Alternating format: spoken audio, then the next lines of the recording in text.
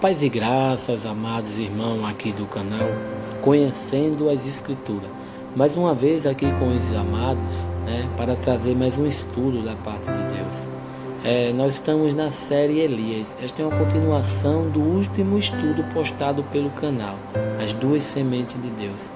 Vamos à leitura do texto de hoje que se encontra em 1 Reis, capítulo 18, a partir do versículo 43, meu irmão, que diz assim: Elias fala para o seu servo e olhar para ver se a chuva vinha. Se estava se passando os 3 anos e meio de seca na terra, da grande tribulação.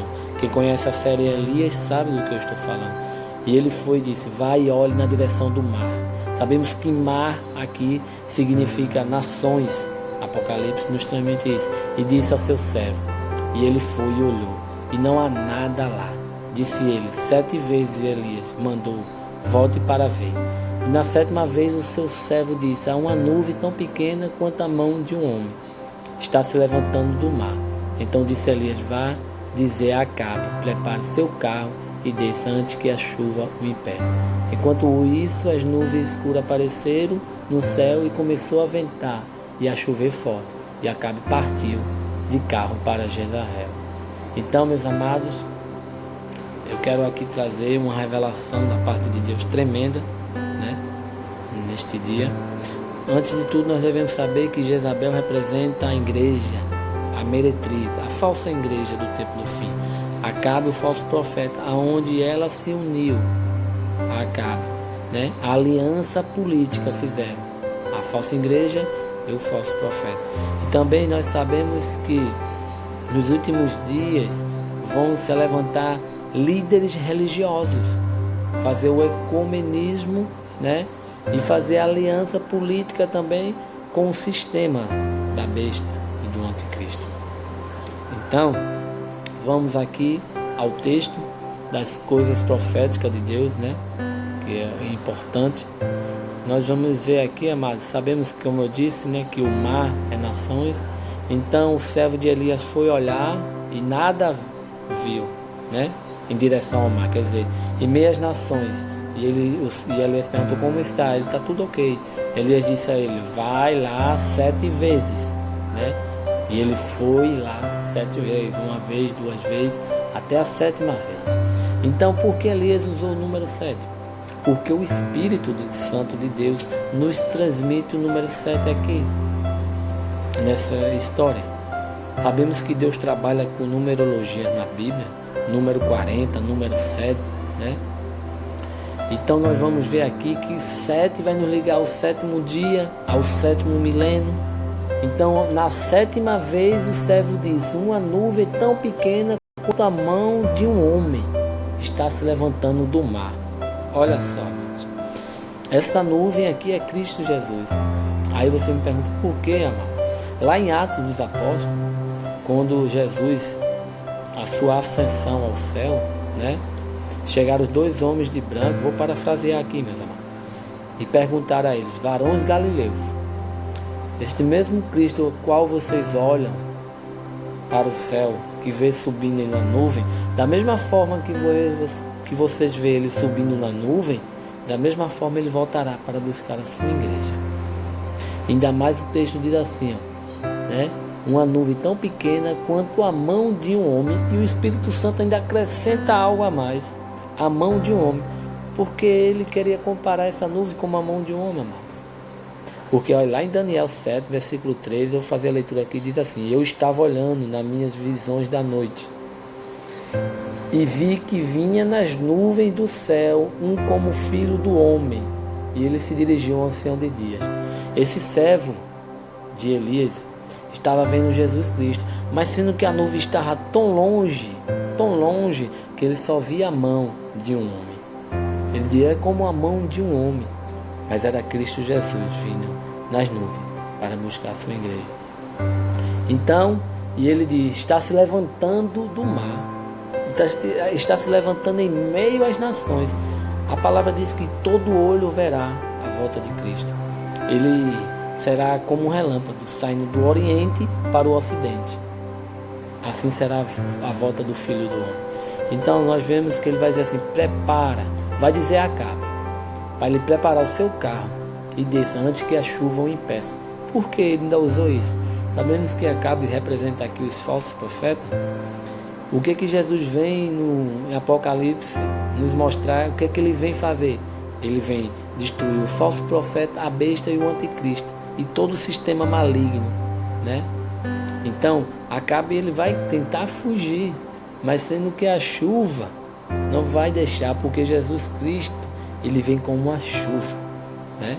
E vocês vão entender o sentido da último estudo sobre as duas sementes, que é essa chuva, né? A chuva serôdia, a qual vem através de Cristo.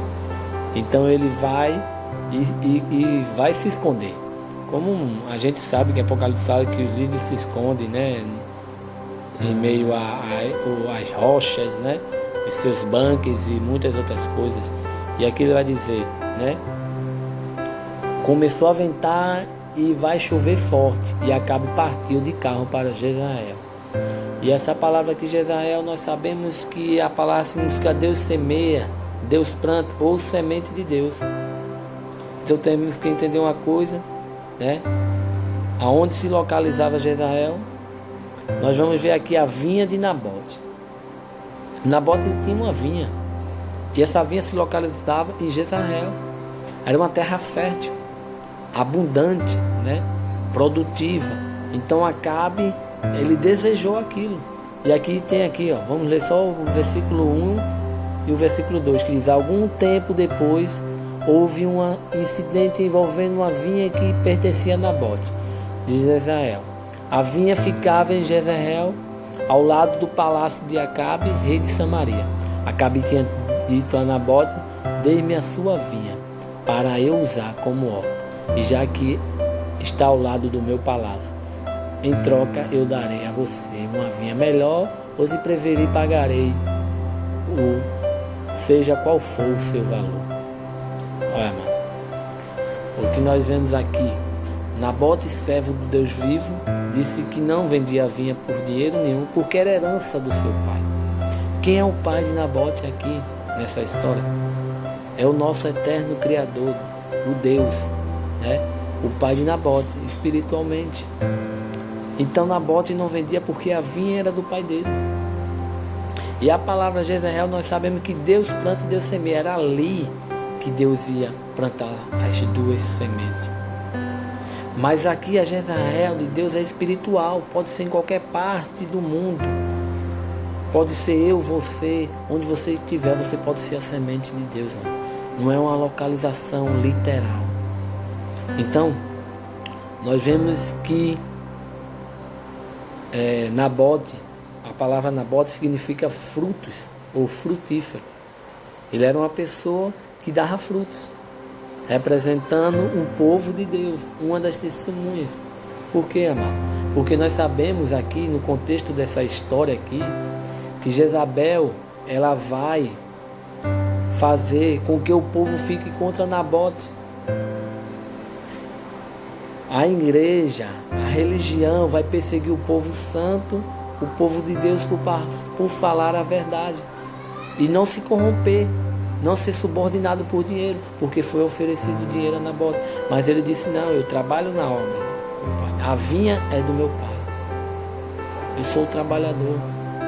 E aí chegar o ponto, né, de nós sermos perseguidos pela falsa meretriz. E Nabote chega a morrer, né, apedrejado, por blasfêmia a Deus. Mentira inventada por Jezabel. É isso que nos últimos dias o sistema vai fazer. Perseguir o povo santo, junto com o anticristo, que já estão fazendo aliança, né? Então, nós vamos ver que esta vinha é de Deus e que Nabote representa uma das testemunhas, aquela a qual foram mortas, né? A qual viraram mártires.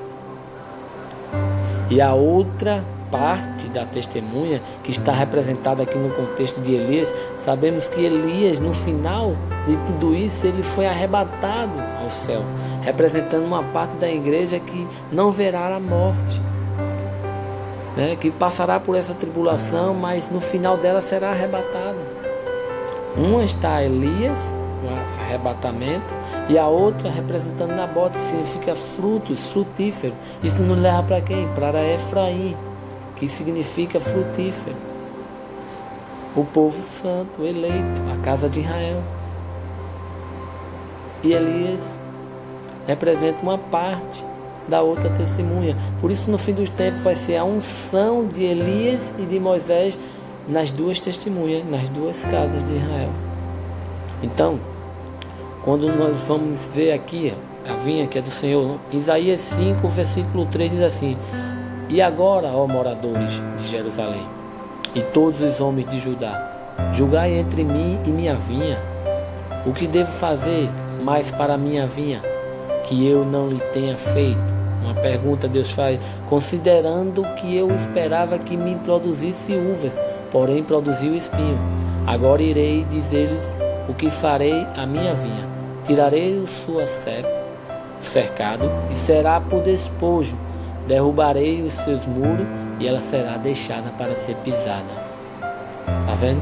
O Senhor esperou de Judá, de Israel, que ela produzisse uva, mas produziu espinho.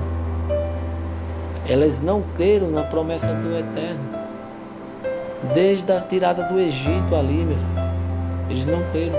E o Senhor disse: só vou tirar essa vinha deles e dar a outros lavradores, que seríamos nós.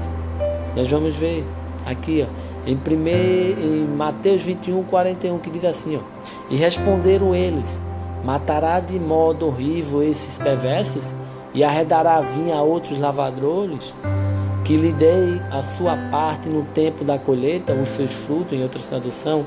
O versículo 43 diz assim, ó: Portanto eu digo que o reino de Deus será tirado de vocês e será dado a um povo que dê os frutos do reino. Aleluia.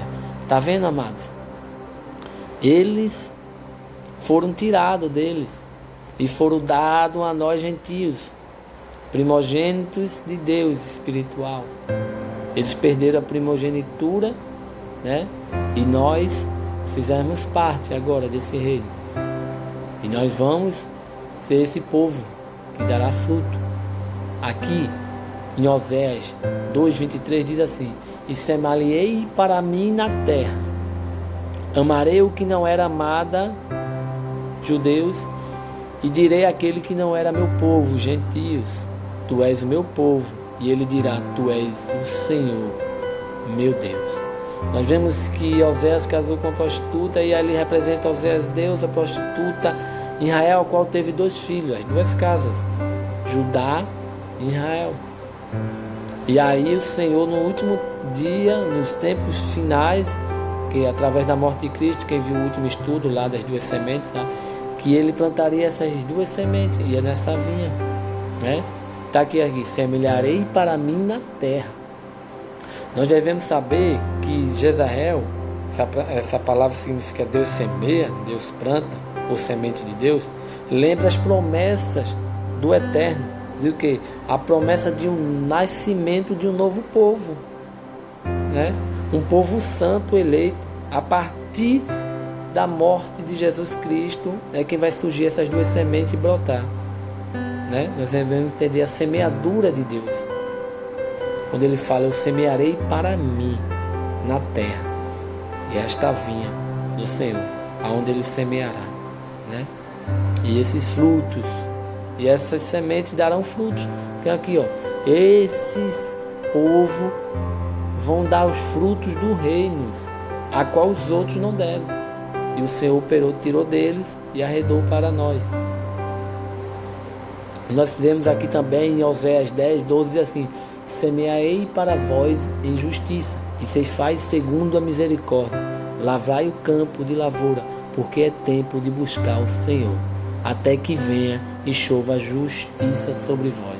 Que justiça é essa, amados? Que Oséias está nos dizendo? Está aqui. E Isaías 45:8 diz assim: e destilais o céu dessas alturas, e as nuvens chovam justiça, e abre-se a terra, e produz a salvação, e ao mesmo tempo frutifique a justiça. Olha, eu, o Senhor, as criei. A justiça é Cristo. Ele é o único justo. Ele vem como justiça, Ele vem como nuvem, Ele vem como chuva. Ele é a chuva. E quando Ele vem, Ele vai produzir a salvação. E com Ele junto vem a salvação, amado. Jesus vem com essa chuva, Ele vai produzir a salvação para o seu povo naquele tempo. Ele é a chuva serôdia. Vamos ver aqui um texto que fala: Ele descerá como a chuva sobre a erva ceifada, sobre a colheita, aquela chuva que vem para colher os frutos. Apocalipse 14 nos fala disso. O anjo que vai colher os frutos da terra. E como os chufeiros que emudecem a terra. Quer dizer que ele vai vir como aquela grande chuva, aquela grande porção, que no finalzinho do 6º dia para o 7º, o Senhor vai derramar dupla porção de chuva sobre o seu povo. Uma dupla porção de chuva sobre o seu povo será derramada, que essa chuva serôdia, para emudecer, que a terra vai ser abundante de água, né? De revelação e poder e glória vinda da parte do Eterno. E ele diz aqui mais, meus amados,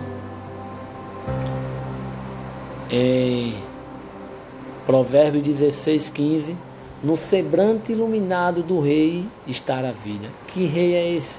Jesus, amado. No semblante iluminado. É só Ele que tem vida eterna. Só Ele que nos dá vida. No semblante dele iluminado. Ele é o semblante que ilumina toda a escuridão. A sua benevolência é como a nuvem da chuva serôdia. Olha só. Ele vem como essa chuva serôdia. Em Oséias nós vamos ver aqui, amado. Oséias 6:3, que diz assim: e depois de 2 dias nos curará. Que 2 dias? 1 dia, 1000 dias, 1000 anos, 2000 anos. Depois de 2000 anos nos curará de quê? Das feridas que foi deixada por este mundo, né? E ao 3º dia nos levantará. Ao 3º dia, ressurreição, Cristo, Ele ressuscitou ao 3º dia. Por cabeça ter ressuscitado ao 3º dia, o corpo ressuscitará ao 3º dia também. No comecinho do 7º milênio, né, nós vamos ressuscitar. Aqui ele fala, depois de 2 dias, 2000 anos. Nós sabemos que estudiosos dizem que Cristo morreu no ano 27 da era cristã. Se contarmos 2000 anos, 2027. Eu não estou dando data, mas eu estou especulando algo que pode acontecer. Daqui para lá vai acontecer grandes coisas, meus amigos. Pode ser depois, pode ser antes, eu não sei. Mas eu sei que nós temos que estar ligados aos sinais do fim. Então ele vai dizer assim: ao 3º dia nos levantará. Ressurreição. Para viver diante dele. Dele quem? Cristo Jesus. Aí nós passaremos a conhecer Ele. E prosseguimos em conhecer. Nós conheceremos a Ele. Ele vai dizer: nós conheceremos a Ele. E prosseguimos em conhecer ao Senhor. Encontraremos pronto como amanhã. E Ele virá para nós como a chuva temporânea serôdia vem para a terra. Olha só. Jesus é a chuva serôdia, amado.